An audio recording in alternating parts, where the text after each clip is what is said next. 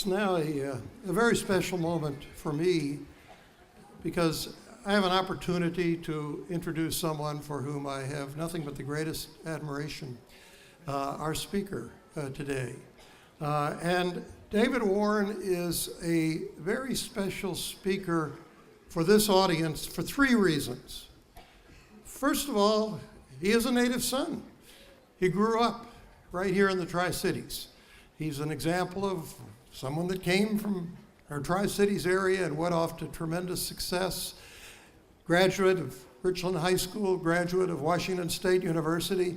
People that associate Dr. Warren so much with the private and independent colleges and universities in America are often shocked to find out he's a land-grant graduate. He's a WSU graduate. And so he is very much one of ours here. Secondly, he is truly one of the most distinguished leaders in higher education in America. As president of the National Association of Independent Colleges and Universities for the last 2 decades, he has become, I think, probably the person in Washington, and there are many of them, and some are presumptuous about it, others do it honestly, who is looked at as really understanding and being an advocate for higher education. His degrees, in addition to Washington State, from Yale, from the University of Michigan, he's gone on to write and speak and lead in higher education. He's also been in the political sector in New Haven. I mean, pretty much for all practical purposes ran that city. Was an administrator at Yale, was the president of Ohio Wesleyan University, and really brought that university back from some very difficult periods that it had had before. And that's the second reason. But the third reason, when I look at this audience and I know what percentage of our undergraduates are dependent on Pell Grants from the federal government, and many of our graduate students who completed their undergraduate education only with the help of Pell Grants. And you realize that without the work that David Warren has done the last 2 decades, your Pell Grants would be, if they existed at all, probably no more than half of what they've been. Every time somebody is set out to cut financial aid in Washington, to cut Pell Grants in Washington, the leader of that whole fight against it, the leader who brought together the coalition of publics and privates, small and large, church-related, unchurch-related, has been David Warren. And so I want the audience here, the students and the parents, to realize that not an insignificant amount of your success in getting through college has been due to the work that he's done as a lead horse in Washington, D.C. So I think, since you'll have a chance to learn more about him a little later in the program, without further ado, I will just introduce to you Dr. David Warren.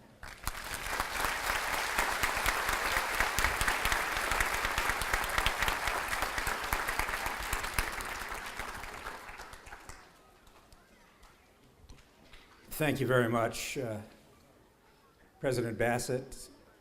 John's been my friend and colleague for many years.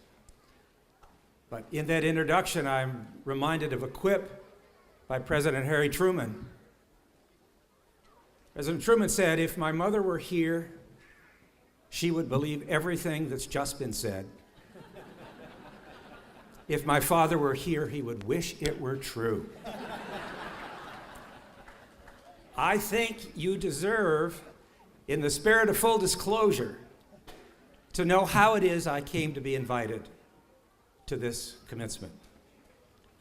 I had a call from John several months ago, and we talked briefly about student aid and about issues before the Congress. And then he asked a quite unusual question. He said, "David, do you believe in free speech on campus?" And I remember sitting straight up in my chair and adjusting my tie, and I said, "John, what former college president doesn't believe in free speech on campus?" He said, "Terrific. How would you like to give one?"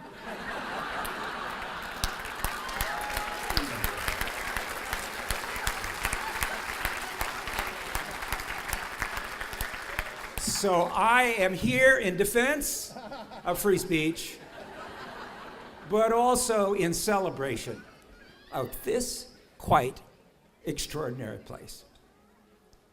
I have watched it through the great work of Sister Kathleen Ross and the growing importance that this institution has played in the lives of so many people, families, extended families, communities, nations.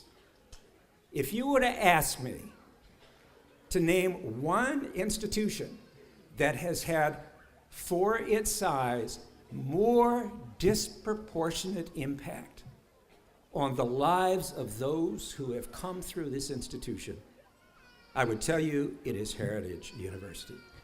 I ask you to thank these faculty, these families, and this president.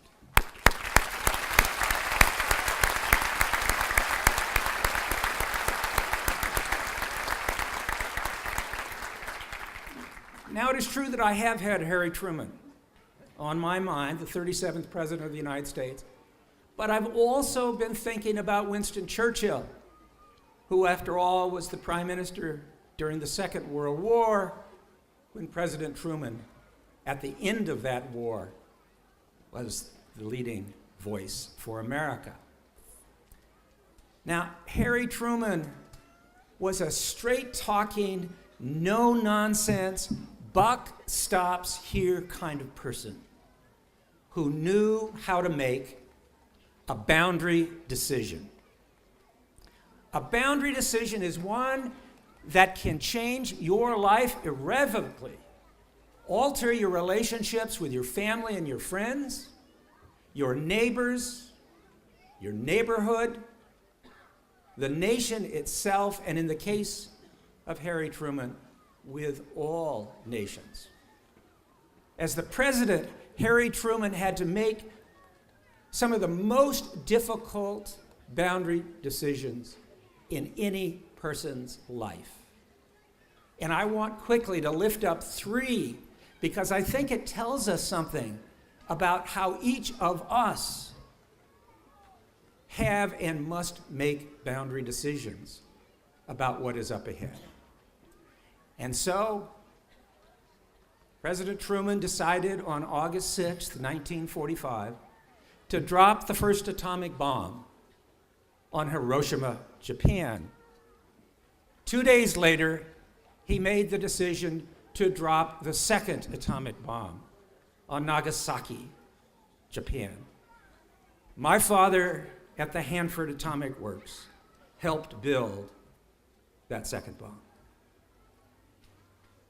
Harry Truman said he made those decisions because he thought it would end the war in the Pacific an entire year earlier and perhaps save 1 million lives. And there was great controversy about that decision. The second boundary decision Harry Truman made was to racially integrate the United States military at a time when persons of color did not enjoy the same benefits, the same opportunities, but all of the same dangers that those who were Caucasian enjoyed. And Harry Truman said, justice has been too long delayed. This decision will stand.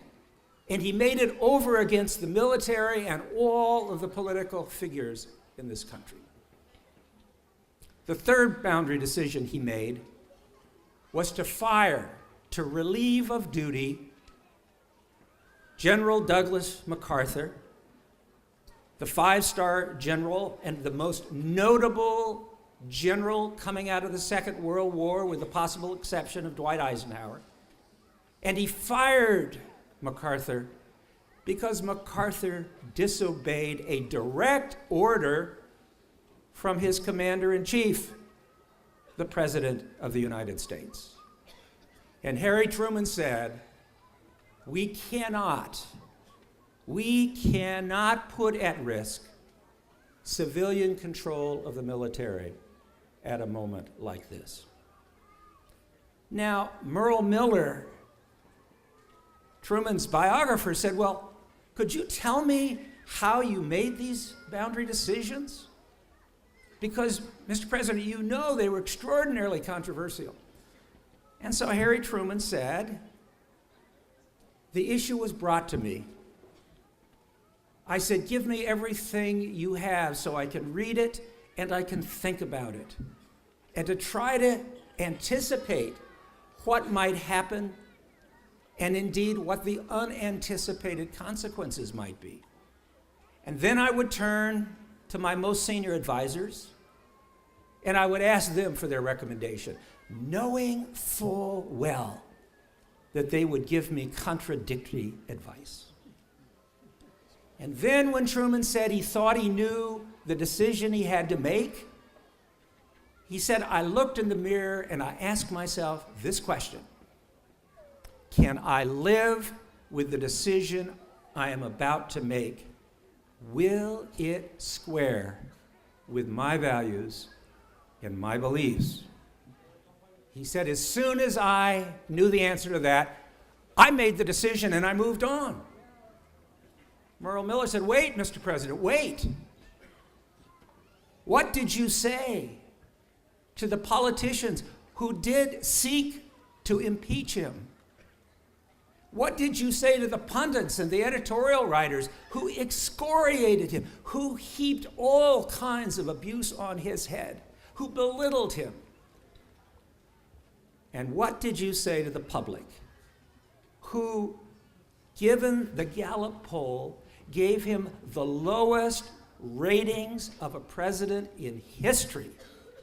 And that includes all the way through today. So Merle Miller said, well, what did you say to these people? And Truman grew very quiet. He thought.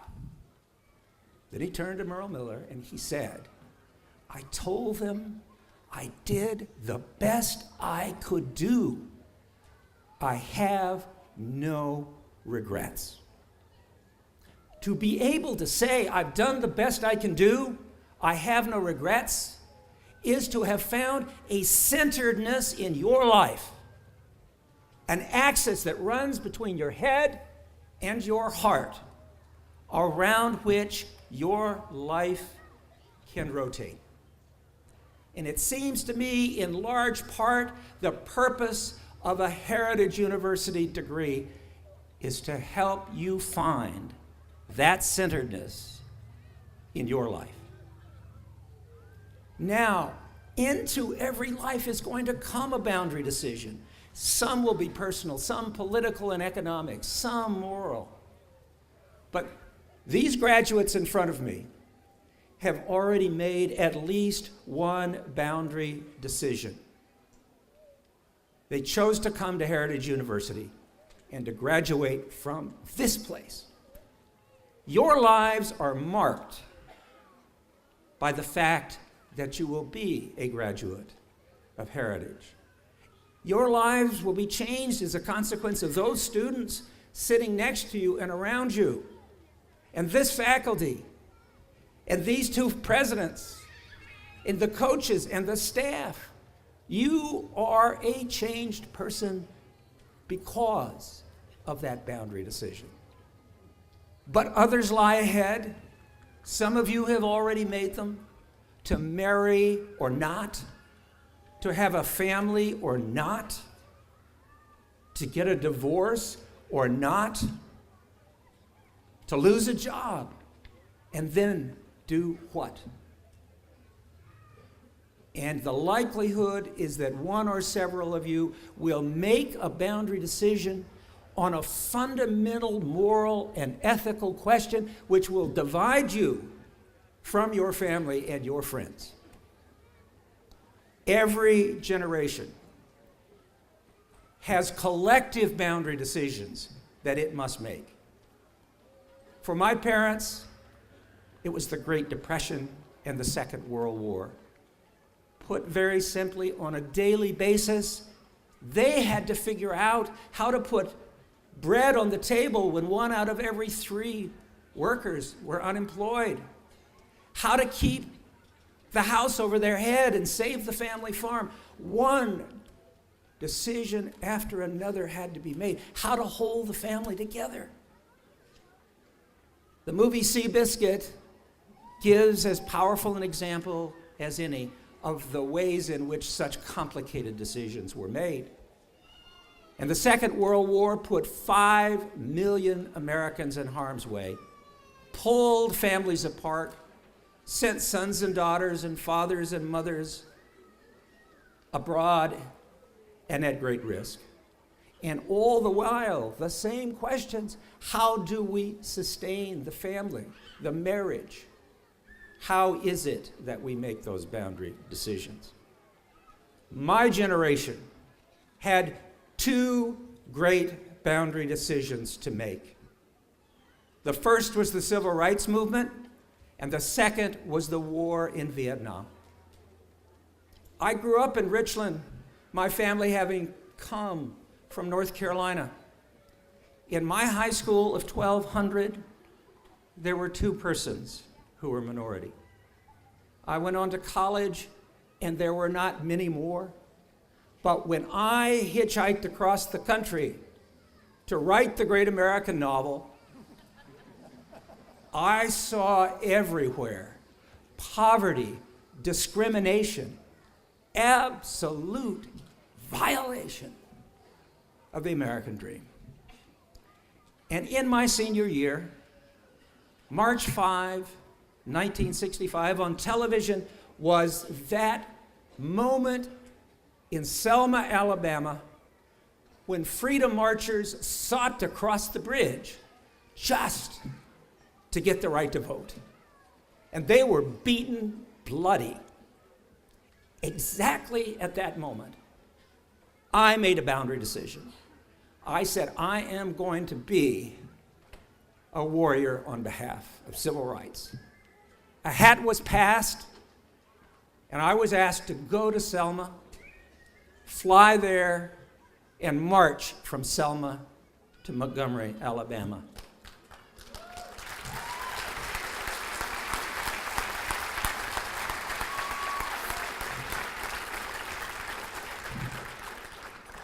Those boundary decisions for me were not without consequence.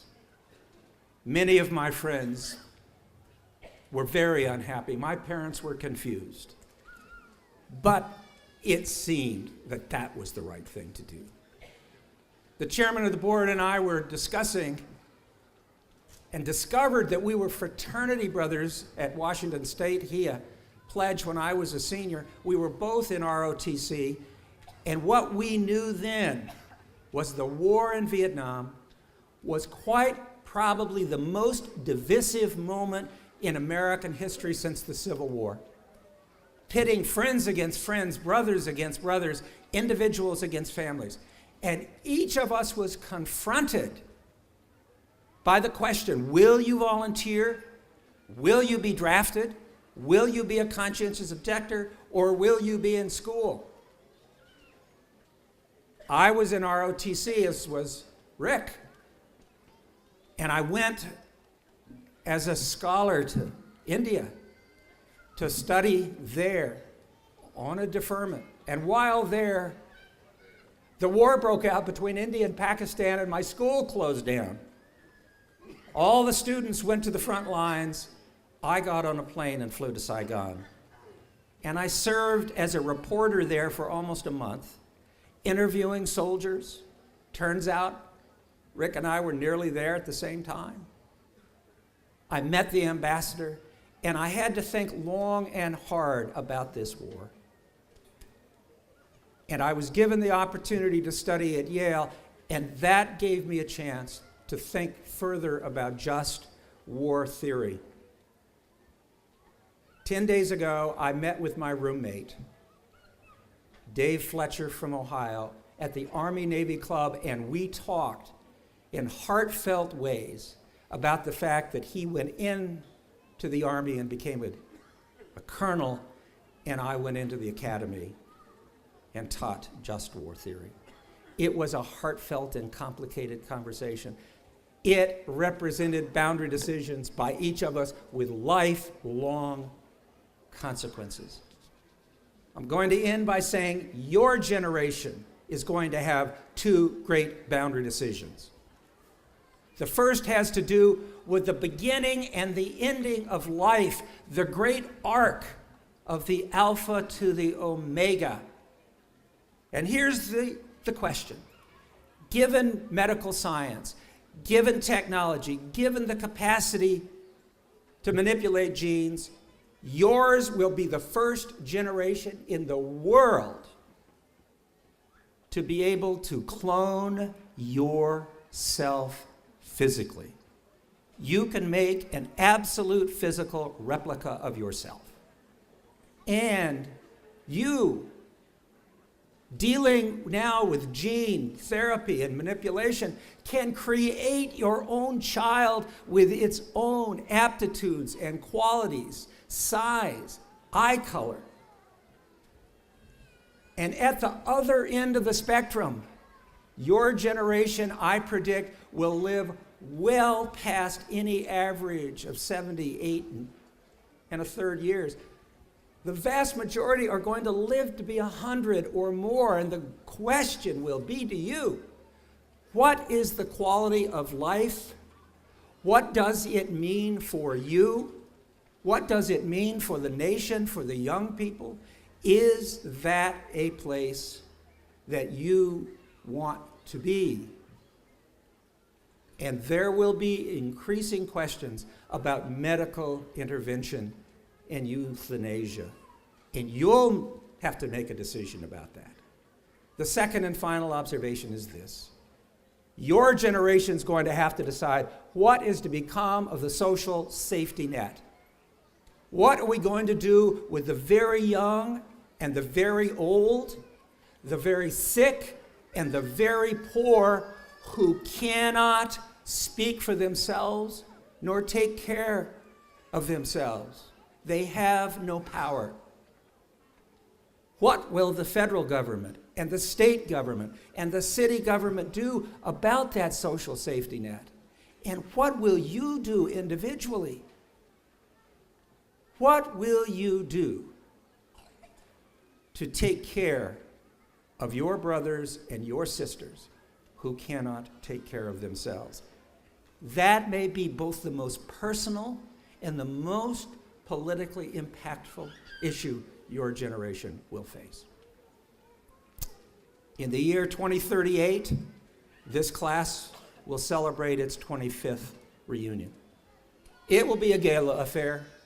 That first night, there'll be a certain amount of parading and posturing and tall tales, and the next day there'll be panel discussions. It's that Saturday evening where, as the hours grow small, you will find your dearest friends, and you and your friends will come together, and you'll begin to talk about the boundary decisions that you have made.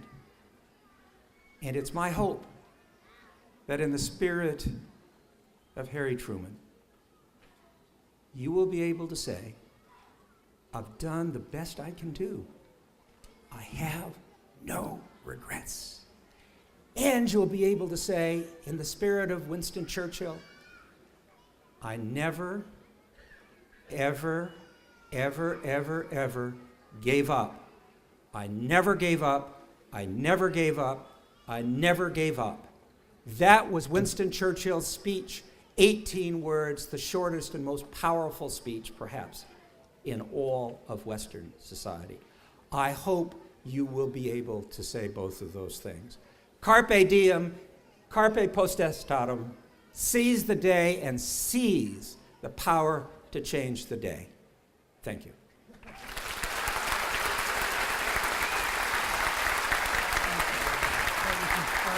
Go forward. Go forward.